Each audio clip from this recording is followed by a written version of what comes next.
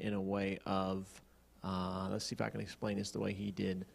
It's more of what we get out of God instead of who God is. And after listening to him for a few minutes, I was like, that's very true. We say, Lord, I want to be like you. I want this, I want that. Instead of, Lord, you are. You are powerful. You are all-knowing. You are really loving. You are very merciful. You're telling God who he is, describing his character. Many times I feel like we go the opposite way and we want what he has, not realizing that he is that, and I think sometimes we have it a little backwards. So maybe we can discuss that a little further as we go through this lesson. Let's start reading this first paragraph. It says, it's easy to take things for granted, particularly things that we have always known or experienced. How easy is it, for instance, for young children to take their parents for granted, whom they have known all their short lives? How easy for us, too, to take for granted the sun, the sky, the air, or the ground beneath our feet. However, have you ever stopped to think about how much we take existence itself for granted? That is, how often do we stop and ask the famous philosophical question, why is there something instead of nothing? Why does our universe itself and all the majesty and grandeur and astonishing things in it exist to begin with? What great logical contradiction would occur were our universe and we who are in it not here? According to the latest scientific theory, they tend to change. Our universe once did not exist. In other words, ours is a contingent existence, and it's a miracle that we are here at all. And despite all sorts of myths about the universe arising from absolutely nothing or from some kind of mathematical equation, our universe exists because God, the Creator, has made it and everything in it. Yeah, I have wondered that question that they ask here. Why is there something instead of nothing? And maybe even more than that, why is there a God instead of no God and nothing at all?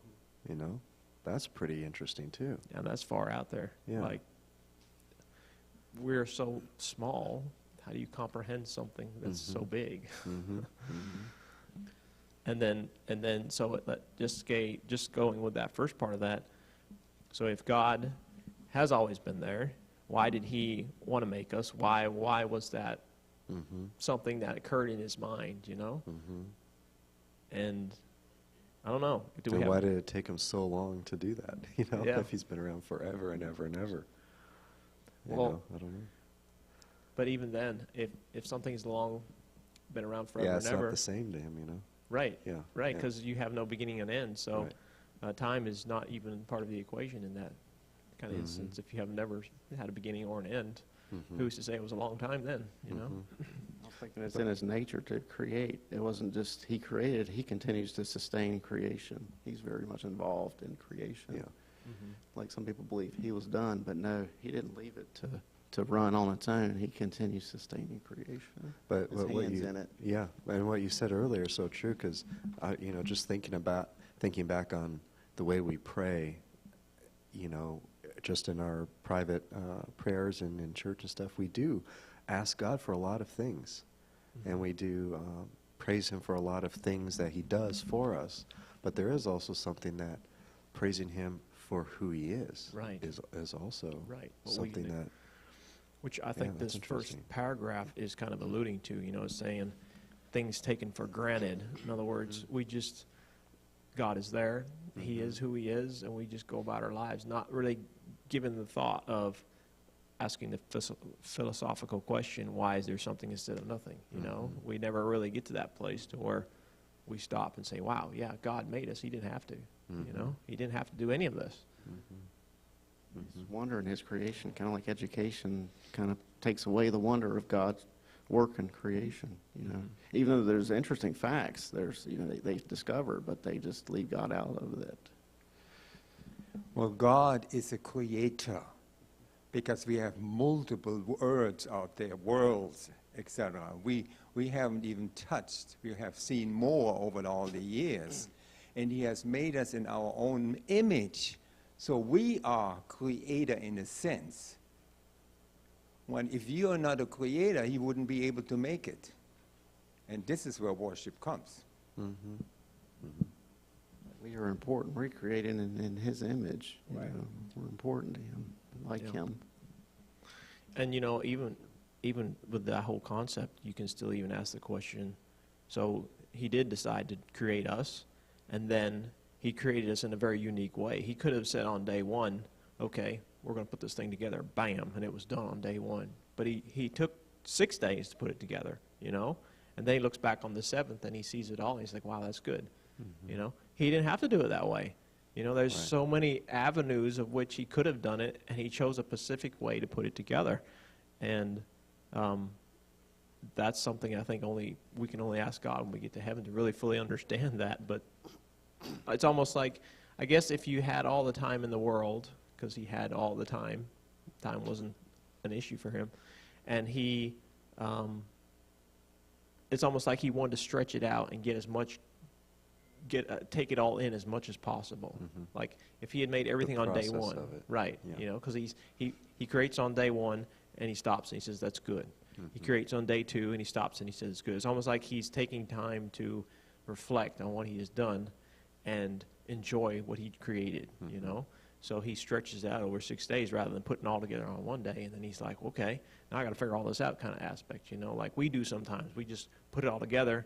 And then we have to figure out, you know, how this all, like a vehicle, you buy a brand new vehicle and someone else put it together for you. Well, you got to get the owner's manual and you got to read about it. You got to figure out, you know, how things work and what makes this stay right. And it's almost like God's like, okay, let's build the frame.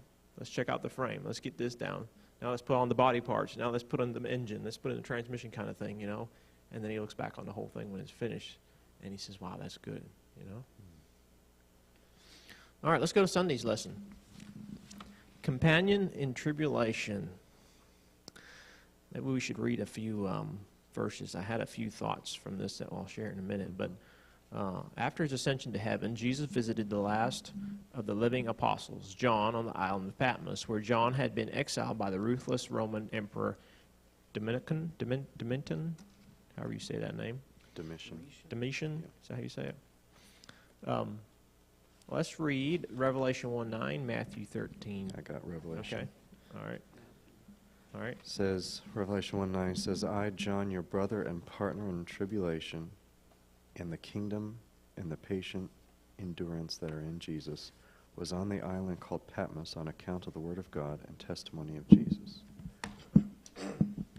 Matthew 13:21. Yet he has no root in himself, but endures only for a while. For when tribulation or persecution arises because of the word, immediately he stumbles. Okay. In Acts 14:22, and one of you want to find the last one, John 16:33. Acts 14:22 says,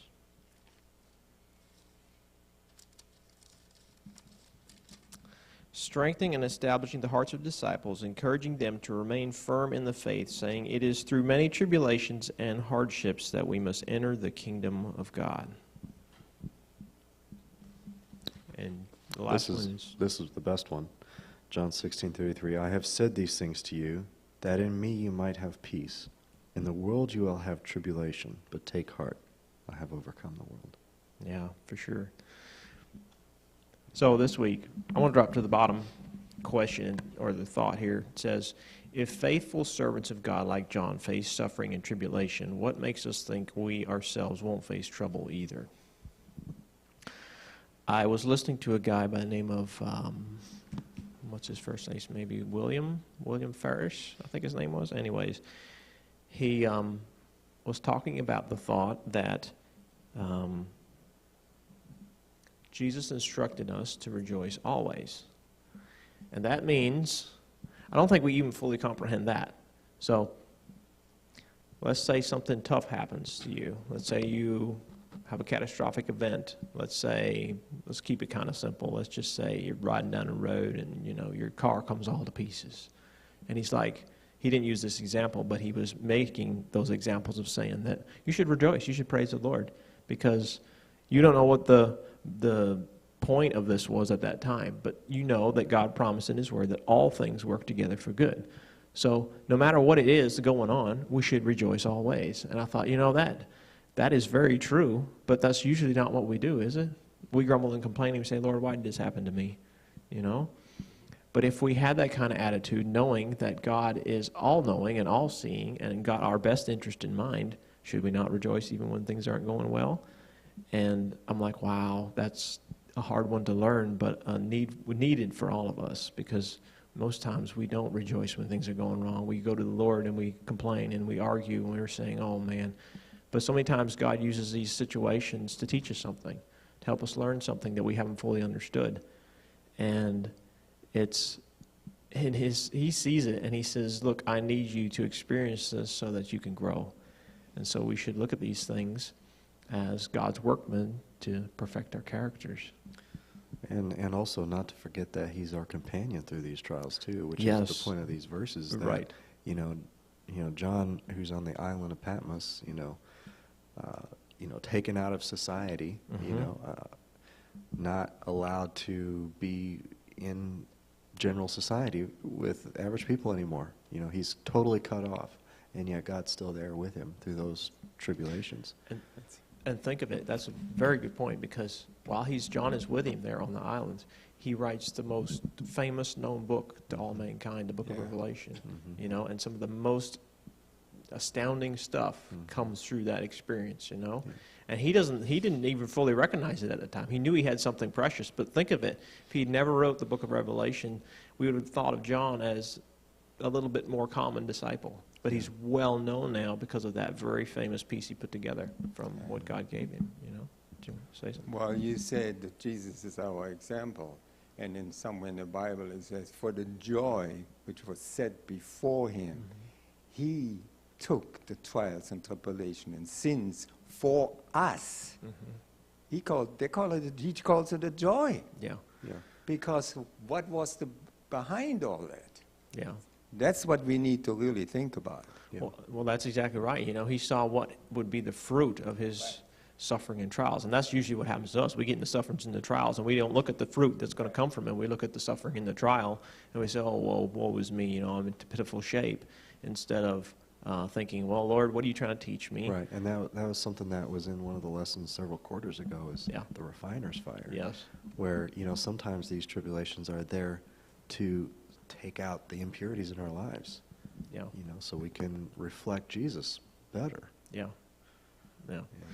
And I think it also means, going back to the rejoicing side of it, is when you have that kind of attitude of you're rejoicing always, and you start looking at it as some way of God trying to teach you something or help to perfect you or refine you, you get the lesson quicker, and God doesn't have to allow you to go through as many trials in the future, because he's like, okay, they got it, they're learning, and they're catching on. And so he can now bless you more and allow you not to go through as much sometimes than you have to. Because trust me, in my own opinion, I feel like the Bible is clear where he says he only wants us to go through as much as necessary to get us right. He's not like, okay, well, let's give them another trial. They deserve it, And I mentioned this a few weeks ago, as a thought that God is looking to pour into us as much blessing as possible, He's not like us, who says, okay, you do everything just right and I'll give you a little blessing, He's more like, okay, I can bless them here, I can bless them here, I can bless them there.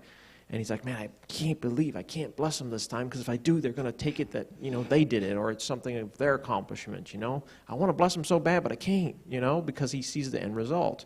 And I think sometimes we limit God in what he's able to do for us because we don't catch on to what he's trying to teach us, Or Like Matt. use us to teach something to somebody else. Yes. Like, Yes. and I've often wondered, sorry to cut you off, but, I think of like Abraham and Sarah as an example. I think of all the times that he had to, that God tested his faith. Yeah. He's asked to leave his homeland. He goes into Egypt, and his faith is tested there with, his wife. And, of course, being promised that he would have a son and be the father of a great nation. I mean, how long did it take for God to fulfill that promise? And how long did he have to maintain his faith for that? Yeah. And then after all that, God still asked him to sacrifice his son, I mean, it's crazy. Yeah. But this story, I don't know if that was for Abraham's benefit or not, but it certainly was for our benefit. Absolutely. Yeah. It's like he kept having to lose what he had, to trust God. And I think that's why Jesus says, he who endures to the end, Yeah. the same will be saved. Because just think of Abraham. If he had dropped out of one of those situations along the way, we wouldn't have known him today as what? The father of the faithful, Right. He wouldn't have had that title because he would have dropped. Yeah, he had stumbled along the way too, but to the end, he was a faithful man all the way, and But it should something encourage else us. about this lesson about Jesus being a companion, I was reading through Ministry of Healing, and the lady, the woman who reached out to touch the garment of Jesus, Jesus knew ahead of time that woman was in the crowd, and he, in Ellen White says that he maneuvered himself in such a way that he could be near enough for her to reach out. Yes. So he's always close enough for us to exercise our faith so that we can reach out, and he's always within arm's reach. Absolutely. And that's the cool thing about God. He never puts himself out of reach of us. Right. He's always given us the ability that he sees all our levels of faith, Yeah. and he says, but what's so interesting is he didn't go up to her yes, and ask her, is there anything I can help you with? yes, No, he put himself in a position where she had to yeah. reach out. But that's the cool thing about God, because that's a great example. Because think of it like this. You remember the guy that was at the pool, and he went to Yeah. the guy. He Yeah, said, hey, right. what can I do for you? Right. But that's what the guy needed. Yes. He couldn't walk. He couldn't go anywhere, so Right. he can see that level of faith, and he knows where we're at, Yeah. but he's never out of reach. Yeah. That's the key, Yeah. Yeah. He knows how much faith we got to have. Well, see, this is the thing, and this is a really good point, because God knows the end from the beginning. And we have this timeline. We live on an average, 65, 70 years, and we have this time, and we're trying to put everything in these years, where to God, he has time points, but he doesn't have a timeline. And so this is really, really good to say that he knows what I need. And that's when he steps in. And so we need to realize, and that's why we really need to know God, how he thinks, how he has created things, etc. This whole life, the gospel, points that out through the testaments, the old and the new. Mm-hmm. One thing that I kind of underlined here on Sunday's lesson is, and we talk about this all the time, but I thought about it from a new angle the other day. It says every one of us worships something or someone. And of course, this lesson is talking about, I guess, partly why we should worship Jesus, and one of the reasons is that he's a companion in these times of trouble. But it says every one of us worships something or someone, which got me wondering, what really is worship, and sometimes we think, well, maybe it's just coming to church every week and singing hymns, but that's not just worship. I mean, worship is more than that. It's like a reverence or adoration, and we can hold a reverence or adoration for all kinds of things, whether it's a political viewpoint, or science is a big one. People hold science sometimes view it with such reverence, as if it's the only singular source of truth. Yeah. And we can come to church and still worship something else. And I thought that was an interesting. And it could be, and that's a crazy thing about it, because worship can be something as big as God, right? Right. And the other thing is especially when it comes to like these smaller ideas like politics, let's say, because people do worship their ideas, their ideology. But those things are so insignificant compared to the origin of everything. I mean, why wouldn't you hold in reverence and adoration the being solely responsible for your existence and the existence of everything else? You would have to hold that person in reverence. You would have to have adoration. How could you not, if you really, believed that? But that's what I was fixing to say, is I thought that we are so tangled up with it because the devil pulls us away from true worship. The whole lesson's about worshiping the Creator, right? And like you just mentioned, God is the biggest thing we can worship. Yeah. Yet worship is so many times given to something so small and So trivial, small, like a vehicle, exactly. which is a hunk of steel and parts put together from Earth, or it could be another person, or it could be something ourselves. Ourselves. Yeah. It could be a food. It could be drugs, alcohol. We worship so many things that are so trivial in comparison to God. That's exactly it, trivial. Yes. Yeah. Yeah. Yeah. So, What comes first place will you devote yourself to? Will Yeah. you treasure? Yeah. yeah. And acknowledge. Matthew 13, I thought I was sharing about the root. Where's our dependence and trust? If our trust is in God and we come to Him and ask for our needs met, we won't have to worry about things when they go awry. You know, something goes bad that you lose, or something doesn't go like you planned. But we can go to God if we have confidence in Him. We can have that confidence. You don't have to worry through tribulations. And you know, in Hebrews, talking about faith a little bit more, it says that faith is the assurance of things hoped for. You know, it's the assurance that whatever these trials are, that they're either for our good or for somebody else's good. But that's a little bit, how should I say it? There's always a light at the end of those tunnels, you know, and that's assured. Because of faith, Exactly. that this is not where it ends. Yeah. That there's more to this God's got story. something better. Yeah, there's Yeah. more to it than what we just see that's around us, you know. And that only can come from a knowledge of God and knowing who He is, you know. I want to share one verse with you I read that I thought kind of tied in with this, was 2 Thessalonians 3:16. It says, and I like the way it reads in the Amplified, it says, "Now may the Lord of peace Himself grant you His peace at all times and in every way, that peace and spiritual well-being that comes to those who walk with Him regardless of life's circumstances. The Lord be with you all." Think of it. Regardless of life's circumstances, we can be at peace. We can know that no matter what, if we're in God, it'll be okay. And I think if we have that continually with us, we don't have to get upset. We can rejoice always. Jen had her hand up. I'll give her the mic.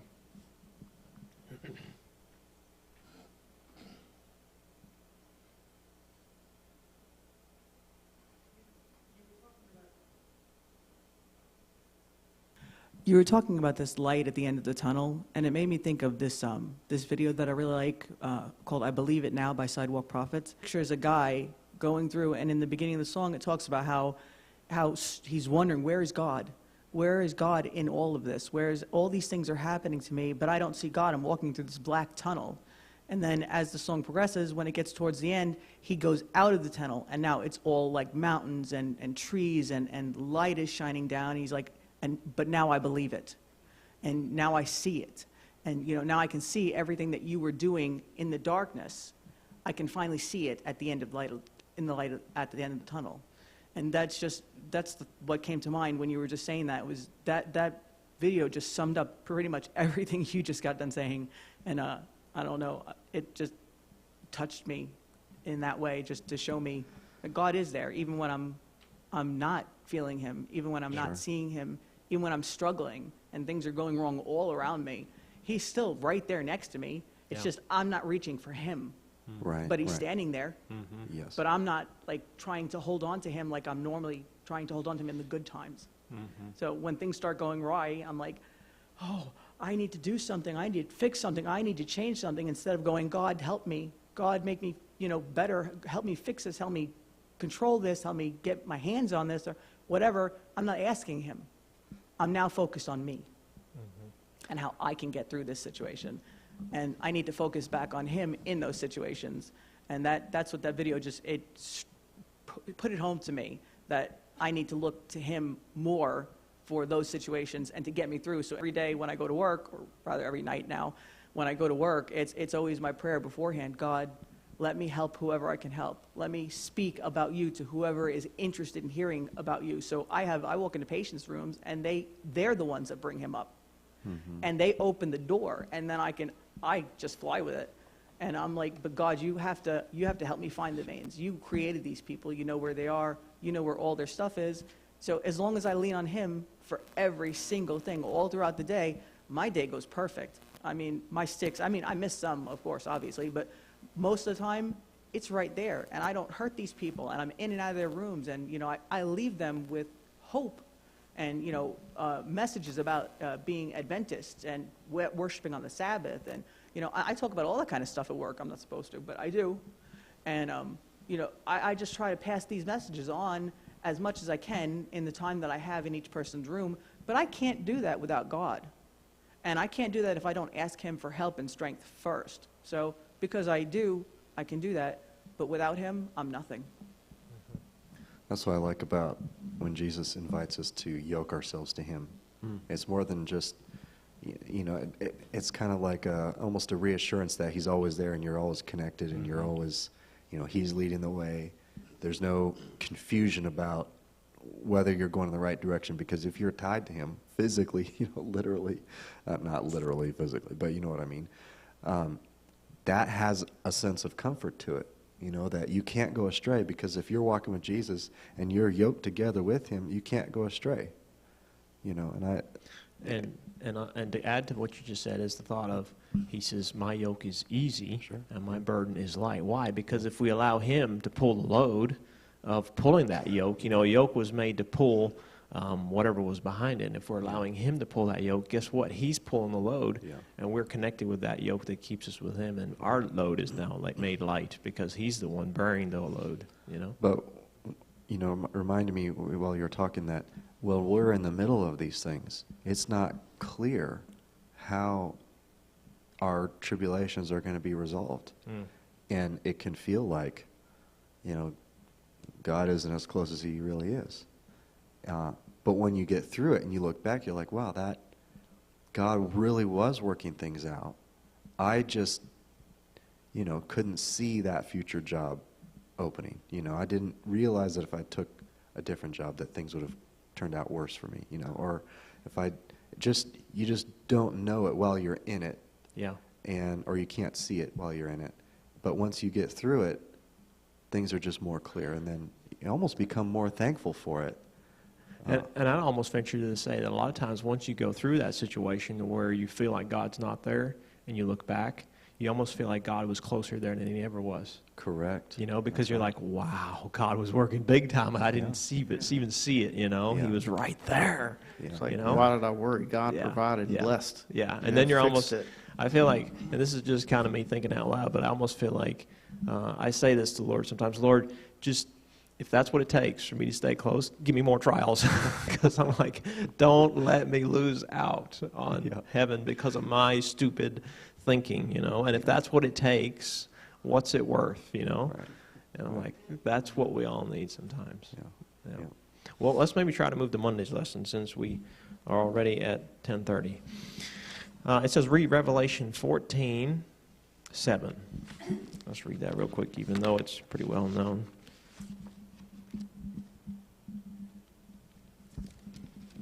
Revelation 14:7. I have it here. All right, go ahead. It says, and he said with a loud voice, fear God and give glory to him, because the hour of his judgment has come, and worship him who made heaven and earth, the sea, and the springs of water. It says here, how does the message of the first angel conclude, and what final appeal does this judgment hour message make? To worship the one who made everything, and that the judgment hour of the one who made everything is now here. And I think I mentioned this a few weeks ago, but it was the thought of, you know, it says here, fear God, give him glory and honor, because the hour of his judgment has come. Think of it like this, which I was going to bring this verse up here in the next lesson or the next page, but it was, you know, in Romans 8:1 it says, now there is no condemnation to them who are in Christ Jesus. You know, pretty much saying that you're no longer under judgment anymore. You're passed from death to life, right? So it says the hour of his judgment has come, right? Think of it like this. God's going on trial to say, yeah, he's like, okay, I'm going to open the books. I'm going to let everyone see that I was as fair and as honest and as kind and as loving and as done all I could to save this lost race. You know, it's the hour of God's judgment, not our judgment. Our judgment's already kind of done, you might say. We're in the investigative judgment period, and now God's on trial to see if he was fair in his dealing with us and what he did for us, you know. And I feel like that, how much more transparent could you be? How much more open could you be? How much more just loving and good can you be? You know, and I feel like we see this and we think of it as a state of fear. You know, and we talked about this last week. Fear God and give glory to Him. Fear is not the way in this word. It's not used the way that we think of fear. And the same thing with the hour of His judgment has come. Worship Him who created the heaven and earth, the sea, and the springs of water. Yeah, it says, is come, which means at the cross when Jesus died, He said before He died, it is finished. His job was finished and judgment started then. And this is why we need to fear Him, because it is come. So final part of that question was, what final appeal does this judgment hour message make? To worship. And which goes back to what we started off with, what is worship, of course. But I feel like it's to get to know God to the point where it changes who you are, to the point where, you know, it says, if you love me, keep my commandments. It says, Jesus said, what's the verse? Just lost my mind. But he talks about, it's all about the heart. You know, who has your heart? You know, and if your heart is God's, and your heart is, what am I trying to say here? If your heart is His, fully committed to Him, then I feel like that whole. Let me recap. Come back to Denise. Let me think on it. Dad, give Denise the mic.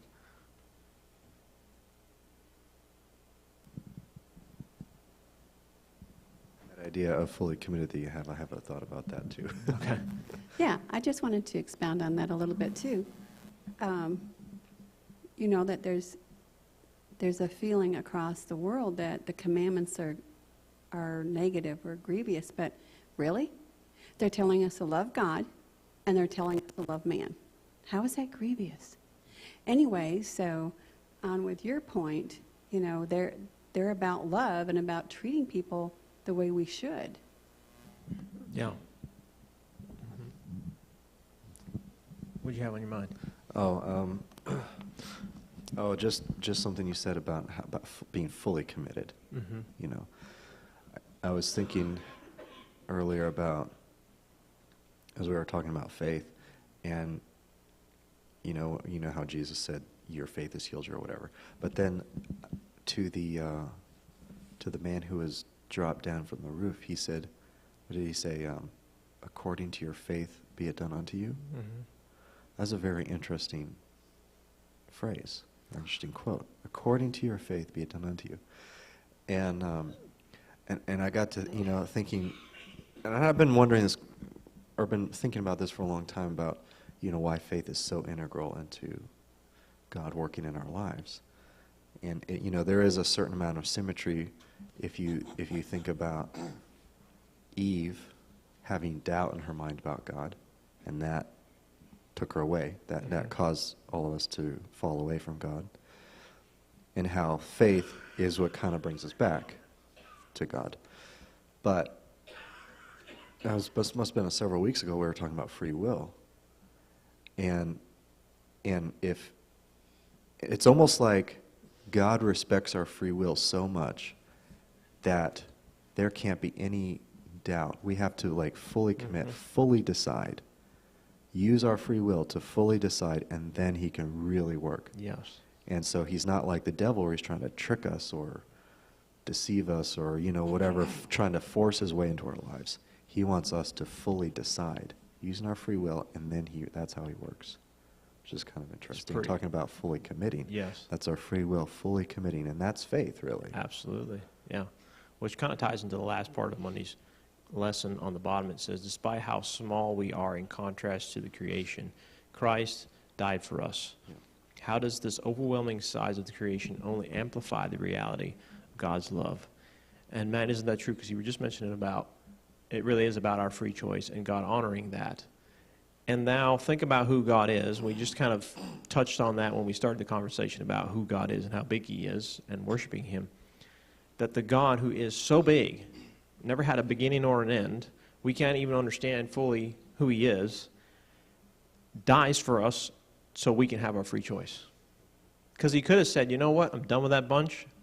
We're going to make a new planet, new people. I've been creating for years. This planet went south. Let's make a new one. But he said, you know what, I gave him free choice, and I am love, and because of love, I have to do something to fix this.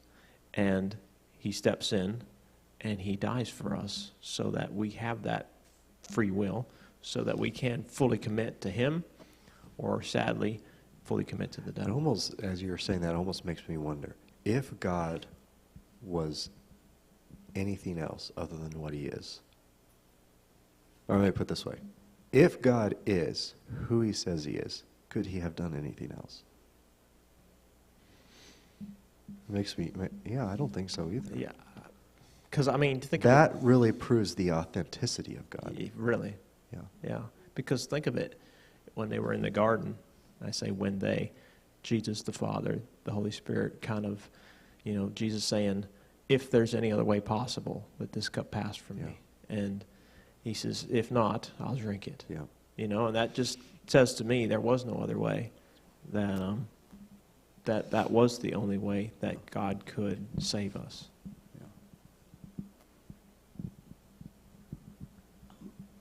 I just wanted to say about this, what you just said about this overwhelming size of creation.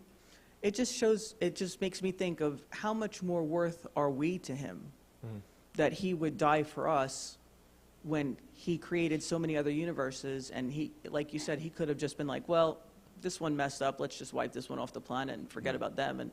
But we're worth so much to him, each of us, in our own, you know, like he made us, and then he threw away the blueprint for each of us, because we're all so different. None of us is the same. That we mean so much to him that he would come and go through all of that horror that he went through, and he drank that cup anyway, Right. because we mean that much.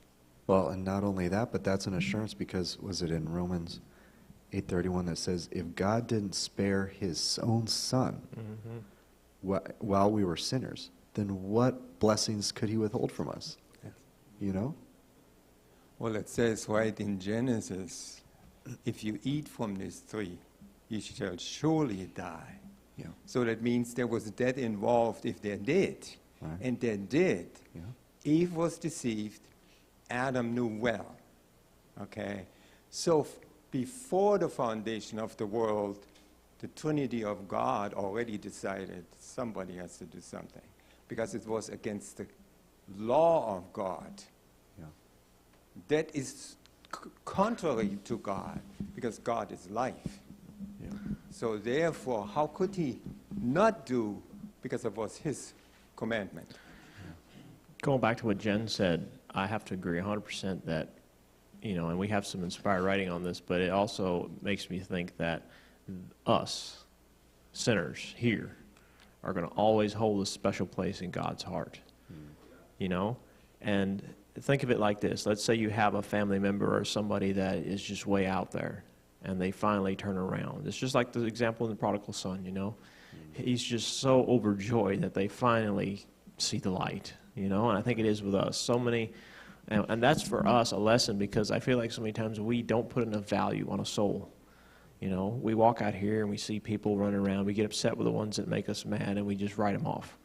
You know, and God never writes off one single human being. If there was one sinner on this planet, he would have died for them. And we can't understand that, you know, and I feel like so many times we're so quick to write somebody off. And it's sad, because God loves that person just as much as he loves anybody else. And his worth of that person is so much higher than what we put on him most of the time. And he forever bears one thing in his hands that he could have wiped out, which is those nail prints. And I feel like that's one thing that he's always going to say, that is the last sign we'll have of the depth of God's love for us, you know? And I feel like so many times we see the magnitude of that, you know, that we're so special to God. See, this is again what we said earlier together here, is that God knows the end from the beginning. And when we communicate with each other, a lot of times we try to express something, explain it, etc. But we don't know the full account, and neither does the person who listens, or congregation or whatever. because we misunderstand. But God already knows what's going to happen. If we would know, we wouldn't a lot of times surmise, etc., what to another person or whatever. But Because we are finite. But that should give us even more reason not to. Why? Because we don't know. And I love it because God doesn't even read or doesn't even base his judgment on us by what we say. Okay? He bases it on our heart. He reads our heart. He reads our motives. He reads the innermost self of who we are, you know? And I think we should just be thankful for that in itself. Because if God went by what we said, man, we'd be in big trouble. I mean, we're already in trouble based on what we think and are in our hearts, but he knows the times when we are sincere, when we are seeking after him. And he says, yeah, it reminds me of the eyes of the Lord run to and fro throughout the whole earth to show himself strong in behalf of him whose heart is perfect towards him. You know, it's all about the heart. So let's go to Tuesday's lesson. A God who is close. And we kind of mentioned that earlier, talking about the woman that was just close enough for him to reach, or just close enough for her to reach out and touch him. It says, the God of creation who brought the sun, moon, and stars into existence, whose awesome power created the planet and filled it with living things, also is a God who's interested in each of us. He is the God who delivered his people from Egyptian bondage, who guided them into wilderness wanderings, who rained manna out of heaven, who caused the walls of Jericho to collapse, who defeated Israel's enemies. The same God who unleashed his infinite power to create the universe unleashes that infinite power to defeat the forces of evil that wage the battle for our souls. That's good news. That is real good news. God, he just doesn't use it just to move obstacles out of the way that are visible, but he uses that same power to move the spiritual obstacles out of our way so we can be overcomers of the evil one. Let's read these verses. 1 Corinthians 5:17. Yeah, have that one. Okay. It says, therefore, if anyone is in Christ, he is a new creation. Yeah, that's big, and we fully Yeah, don't understand that. And then Psalms 139:15 through 18. Let's see if I can find that one real quick. You got that one? Okay, go ahead. 139:15-18, right? Let's see. My frame was not hidden from you when I was made in secret and skillfully wrought in the lowest parts of the earth. Your eyes saw my substance being yet unformed, and in your book they were all written, the days fashioned for me, when as yet there were none of them. How precious also are your thoughts to me, O God. How great is the sum of them. If I should count them, they would be more in number than the sand. When I wake, I am still with you. So before we were even born, and in the darkest place, that he was making plans for our lives. We're planned by him. Important. Yeah, Acts 17:27, and maybe one of you can find Colossians 1:17. Acts 17:27 says, this was so that they would seek God, if perhaps they might grasp for him and find him, though he is not far from each one of us. I love that verse, not far from each one of us. And then the final one, Colossians 1:17. I have it here. And he is before all things, and in him all things hold together. Okay. And you know, that's something, going back to the first thought, which was we take everything for granted. Man, do we not? God holds everything together. Just like it says in the Bible, it is only because of the Lord's mercies that we're not consumed. Do you realize if God doesn't intervene on this planet on a day-to-day basis, we would already be extinct as a human race? And it's only his hand that is holding this whole thing together still, you know, day after day. And that verse in passage in Psalms that you read is so comforting when you're not sure that Jesus is really nearby. Because, of course he's nearby. Because he knew you way before you were even born. And he had so many plans for you long before you were ever even born. So how could he ever leave you? Yeah. How could he ever forget about you if he knew you before you were born? It'd be impossible for that. Yeah. And we have, that's a very good example. And then we have the other example where he says that, I forget, maybe it's see one of the Psalms where he says that, you know, a mother, Sure. how can she forget her child? Right. And then he says, she might, but I won't. You know, isn't that so encouraging to us? You know, he even says that. He says, she might, you know, because, yeah, there's some sin in this world that causes that. Yeah. But he says, I won't, you know. And then when Jesus said, you know, if you being evil know how to give good Yes. gifts to your children, Yes. how much more so our Yes. Heavenly Father? Yeah. He so much wants to give us so much Yeah. more. And this goes back to what I mentioned earlier, was the thought of that God is trying to pour into us, Yeah. to ram into us. Let's put it like that. Ram into us as much blessing as possible. But so many times we're the ones that inhibit God from putting in any more, because he knows that if he blesses us more, we will be caught up in the blessing and not the blesser. You know, not the guy that gives it to us, and we won't worship him and thank him for it, and we lose our focus. Well, not only that, but he wants us to exercise our choices. Yes. You know, Yes. our free will as Yeah, well. We have not because we Yes. ask not. We can Right. have the blessing if we ask for it. Yeah, and that's part of it too. A lot of times we just to even him. go to him and ask for his help or his assistance. A famous author once said, what the mind dwells on, that what you will become. Yeah. And when Jesus came, that's all he wanted, Mm-hmm. and save us. And his whole life is just a saving. From disease, from hunger, you name it. And if we dwell on God, we will become like him again. So let's drop to the final. We're getting running out of time. We only made it to Tuesday, but let's drop to the final question on Tuesday's lesson. It says, "How can we learn to draw hope and comfort from understanding the immenseness of God, or does it scare you because God knows your darkest secrets? How should the gospel give you peace in that context?"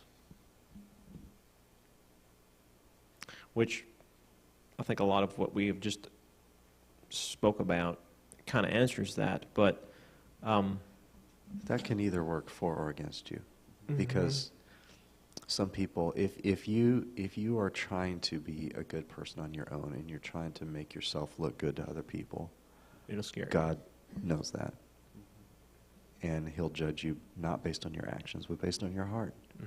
You know, but despite how you might appear on the outside, if you really are seeking after Him and you are